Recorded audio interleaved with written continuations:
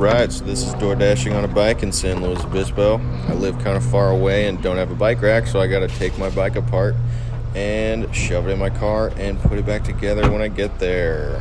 Here's the process.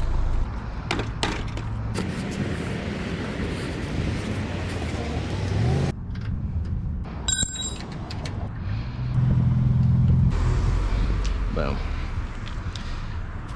All right, that's solid. Now we just hook up the brake. Boom. Now we check to see if it freewheels.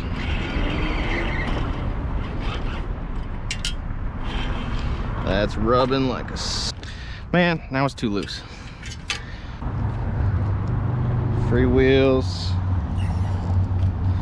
Pretty good tension.